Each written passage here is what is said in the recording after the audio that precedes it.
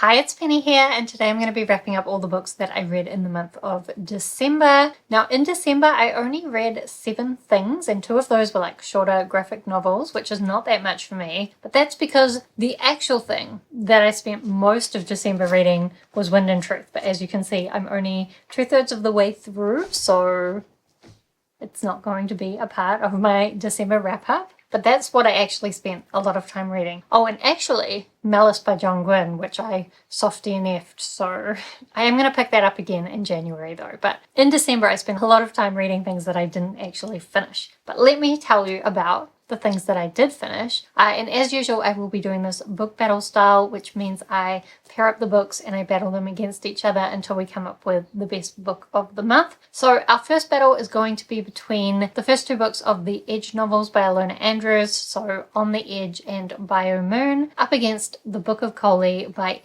Carey. So firstly, the Edge novels. This is an urban fantasy paranormal romance series set in this world where we have the broken, which is our world that doesn't have any magic, also the weird, where there is a lot of magic, and then in between the two is the Edge. And only certain people are able to go into the Edge, and there's kind of like just a little bit of magic. And then kind of each book in this series follows different characters that live on the Edge. The first book, we're following this young woman named Rose, who's basically struggling to look after her younger brothers. One of her brothers has necromancy powers, the other one is a shapeshifter. And so not only is she struggling with their powers and like just paying the bills, given that she was born on the Edge, so she doesn't have proper documentation to work in the broken, so she's kind of like an illegal immigrant just trying to make ends meet. But also she has her own kind of strong power that has drawn some unwanted attention. And then as well, there's like weird creatures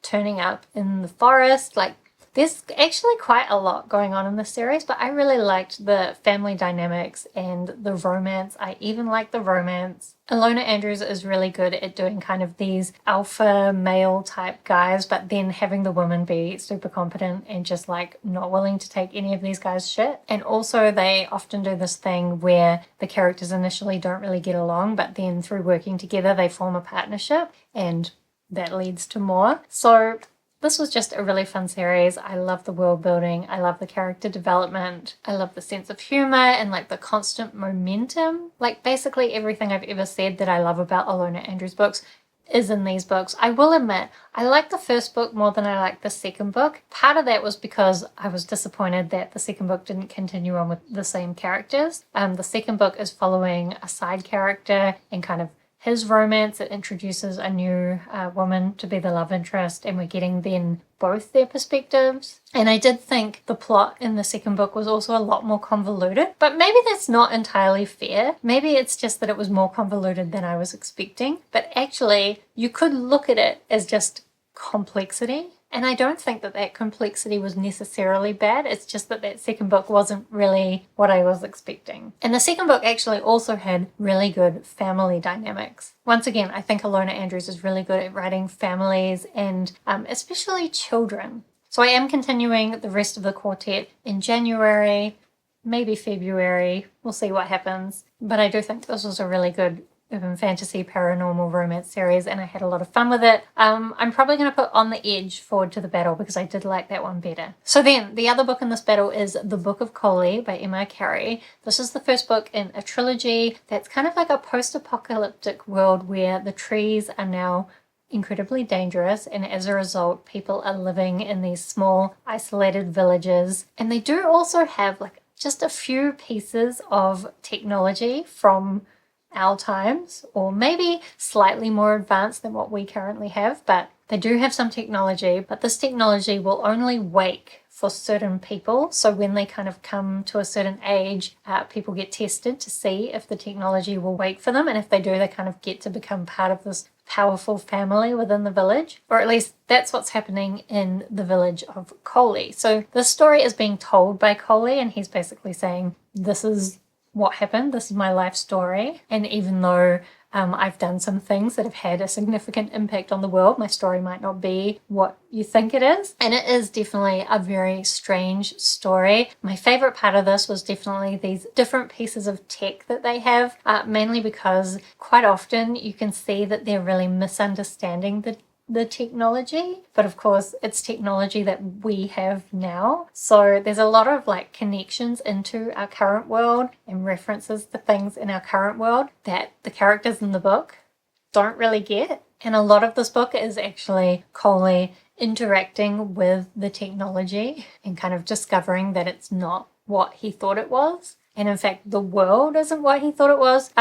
Honestly, this book had me just laughing so many times. I had such a great time with it, even though maybe at some points the plot was a little bit slow and unclear what was happening, but it was just entertaining the whole time. I will say, with this book, I do think the audiobook is the way to go because it's written in this particular dialect where a lot of the words are written like kind of phonetically, and he doesn't really use proper grammar, sometimes uses like odd words to say what he means. And personally, like I picked up this book initially as part of my Try a Chapter project, and I really struggled with reading it physically, but listening to it, it felt quite natural. And I think the audiobook narrator is great, so definitely recommend this one on audiobook. So putting these two books up against each other, I'm definitely going to pick the Book of Koli just because there was so much more to the story that will stick with me. And even though I had a lot of fun with both of these, the Book of Koli is definitely a much more unique story. Then our next battle is going to be a couple of like literary sci-fi books. So we have The Sudden Appearance of Hope by Claire North up against Station 11 by Emily St. John Mandel. So The Sudden Appearance of Hope. This is such a strange book. We are following this woman named Hope who, when she was a teenager, basically her friends and her family and everyone just started forgetting her to the point where now anytime she's out of someone's sight for like a minute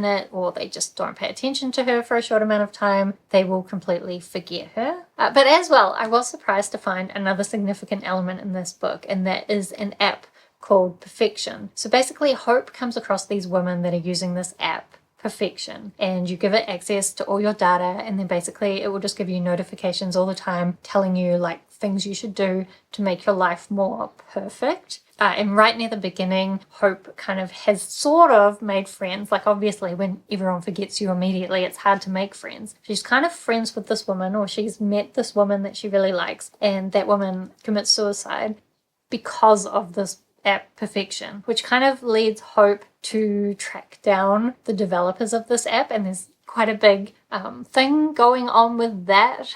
There's a lot of action scenes in this, and I did like the way that action scenes were written because quite often, I showed this in my blog, but I'll probably never be able to find an example. Here maybe. Quite often when there's action scenes, can you even see that? There'll just be like lots of really short lines and words, which I think did such a great job of like getting the momentum and the panicky feeling of these action scenes across. And so often, I love the way that this kind of represented the emotions that Hope was feeling, because she is so often like frantic and panicky and just thinking about all sorts of things. Like it's very stream of consciousness. So I kind of loved it at times when I felt like it was expressing the emotions, but then there were other times where it would just go off like this big dump of completely irrelevant information, and I would just feel like, what is happening? I kind of hated those bits. So I do have conflicted feelings about this book, but also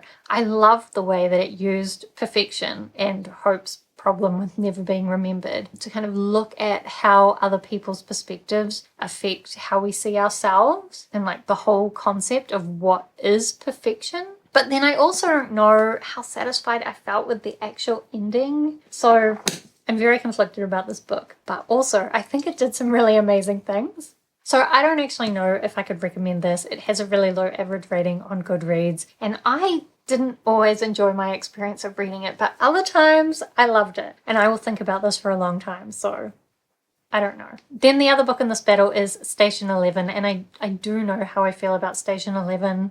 It was boring. So this was sold to me as a story set in like a post-apocalyptic, post-pandemic kind of situation, and we have this traveling theatre group. I had also heard somewhere along the way that it was more like connected short stories. But I don't think either of those things were fully true. It's more like a story being told through multiple perspectives and also non-linearly. A lot of the story is actually pre-pandemic and then kind of as the pandemic happens, and then there is also some perspectives that are like post-pandemic as people are trying to live their lives after civilization has broken down. And a lot of the stories connect into this one particular actor and all his ex-wives, and most of their stories are fairly toxic and shallow. There were a few points that I felt were emotionally satisfying, but a lot of the time it was just kind of boring. I think it was just a little bit too literary and contemporary for my taste. I can definitely see why some people liked it if they like literary and contemporary books, but because I was in here looking for a sci-fi book, it wasn't really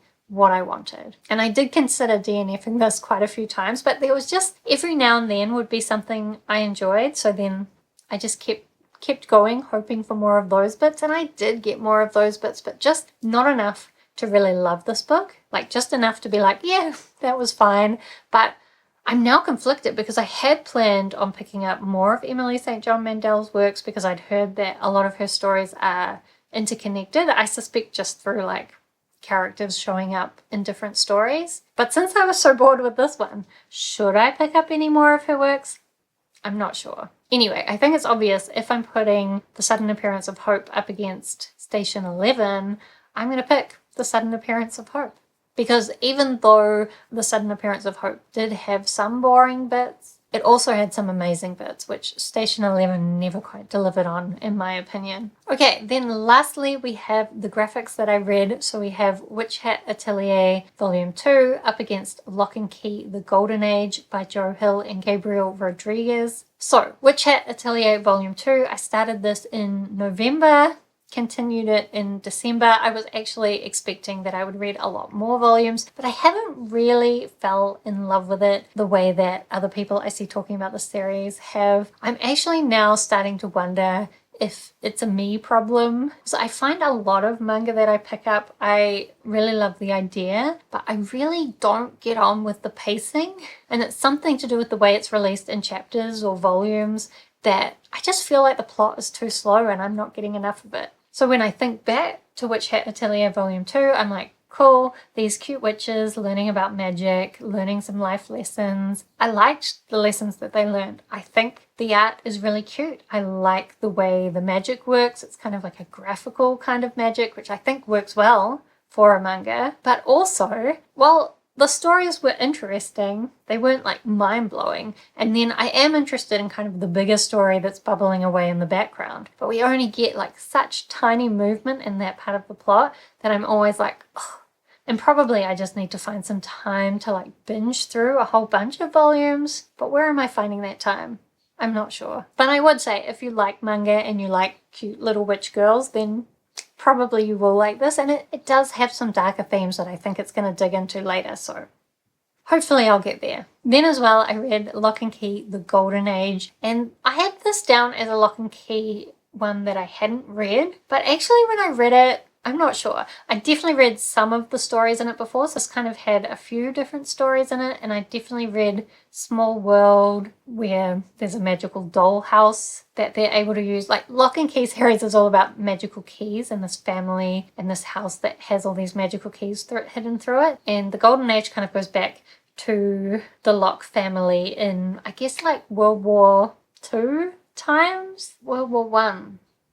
I don't know. And back in those times, they had the ability to kind of make new magical keys. So the first one, we had a magical dollhouse. The second one, we had this young boy in the family who's quite sick, and they kind of use a key to give him a last final great adventure. Then there was a story all about their son wanting to go off to war and how he used the magical keys there, which was, I don't know, I just don't really like war stories, but it was still probably quite an interesting use of the keys. And then finally there was the Sandman crossover. So this basically has one of the Locke family trying to save somebody from hell and using the magical keys to do that, and also while they're at it coming across a bunch of Sandman characters. I haven't read that many Sandman graphic novels because I didn't really like that series, to be honest, but I could still appreciate that it seemed like a good crossover, and I still thought the story was pretty good. But again, like, I don't know, maybe it's me, but I wasn't blown away by it. And like,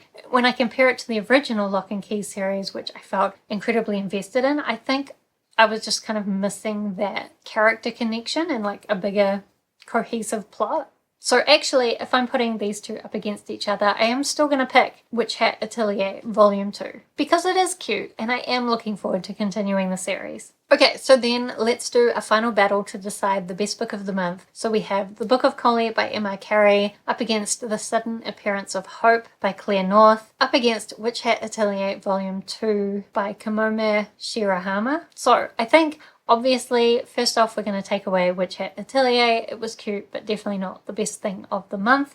Then The Book of Koli and The Sudden Appearance of Hope. Both of these were definitely experiences and both very unique reads. And I'm definitely glad that I read both of them. However, I did really struggle through some parts of The Sudden Appearance of Hope and just in general have a much more like fun time with The Book of Koli. So we're going to pick The Book of Koli as the best book of the month. But I feel a little bit like, oh, The Sudden Appearance of Hope though. Like I know The Book of Koli is something I feel is better, but I also wonder if The Sudden Appearance of Hope will have a longer impact on me. Anyway, The Book of Koli, best book of the month. Let me know if you have read any of the books that I've talked about in this video because I would love to chat with you about them down in the comments. Or let me know what the best thing you read in December was. Do subscribe if you'd like to see more of my bookish videos. Otherwise, thank you so much for watching. I hope that you are doing well and I will see you next time.